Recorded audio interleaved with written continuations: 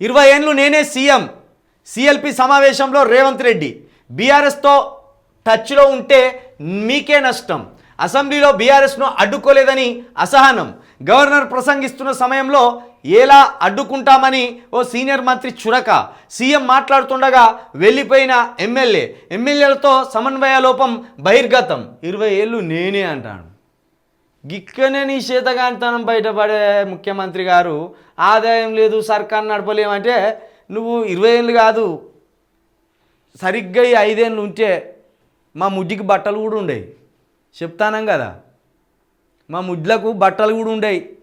ఒట్టిగా బికార్గాన్ల లెక్క ఈ పైదే చింపుకొని కింద కట్టుకొని ఆ జూబ్లీహిల్స్ స్టేషన్లో, ఆ జూబ్లీహిల్స్ బస్ స్టేషన్లో లేకపోతే ఇంకెక్కడన్నా దయదలిసి ఇక అందరం గట్టి అవుతాం కాబట్టి ఇక్కడ నుండి వలస వెళ్ళిపోవాలి ఆంధ్రప్రదేశ్కు.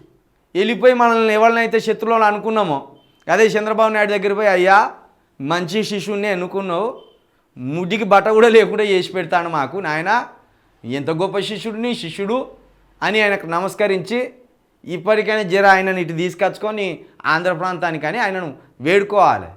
20 ఏళ్ళాట నీకేం పోయింది? ఇప్పుడు 55 సంవత్సరాలున్నాయి అంటే 75 సంవత్సరాల వరకు నేనే పాలిస్తా అంటాను. 75 సంవత్సరాల వరకు, ఆయనకు 75 సంవత్సరాలు వచ్చే వరకు నేనే పాలిస్తా అంటాను. కేసీఆర్ రాష్ట్ర సాధనలో ఒక ప్రధానమైన పాత్ర పోషించిన కేసీఆరే గతంలో సేమ్ డైలాగ్ కొట్టిండు. ఏం అధ్యక్ష, నేను ముఖ్యమంత్రిగా ఉండడం మీకు నచ్చలేదా? చాలామంది కేటీఆర్ ముఖ్యమంత్రి అని అంటాను అధ్యక్ష, అణిచివేస్తాం అలాంటి మాటలు మాట్లాడితే అన్నాడు. ఆయన ఏకంగా అసెంబ్లీలోనే అన్నాడు. ఈ టర్మ్ నేనే ఉంటా, ఆ తర్వాత వచ్చే 2 టర్ములు కూడా నేనే ఉంటా అన్నారు కేసీఆర్ గారు. నిజానికి ఆయన అనడంలో ఒక అర్థం ఉన్నది, ఆయన అనే అర్హత కూడా ఉన్నది. ఎందుకంటే రాష్ట్ర సాధనలో ఒక కీలకమైన వ్యక్తి, రాష్ట్ర సాధనను ముందుండి నడిపిన వ్యక్తి, రాష్ట్ర సాధనకు కారణమైన పార్టీ కాబట్టి ఒక జ్యోతిబాస్ లాగా ఒక 20-25 సంవత్సరాలు నేనే ముఖ్యమంత్రిగా ఉంటా అని కేసీఆర్ అనడంలో ఎలాంటి అతిశయోక్తి లేదు, ఆశ్చర్యం లేదు, సందేహం లేదు, ఏం లేదు.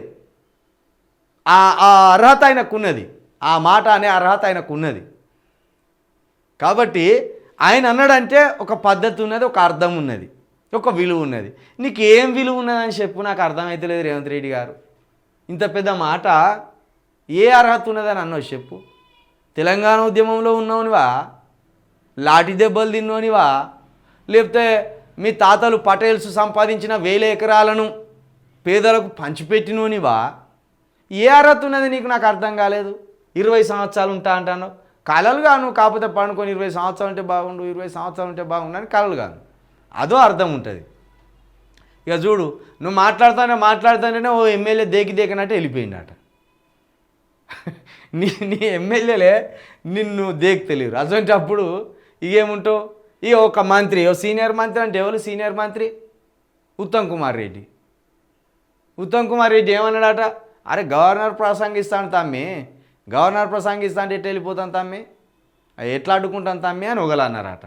ఇంకేంటిది, బీఆర్ఎస్తో టచ్లు ఉంటే మీకే నష్టం అంటే గూడెం మైపాల్ రెడ్డి నిన్న పోయిండు కేసీఆర్ ఛాంబర్కి పోయి, అయ్యా నమస్కారం, క్షమించగలరు, తప్పని పరిస్థితిలో పోవాల్సి వచ్చింది కాంగ్రెస్లోకి, కానీ ఫోటో మాత్రం మీదే ఉన్నది ఇంట్లో అని నమస్కారం పెట్టి వచ్చింది.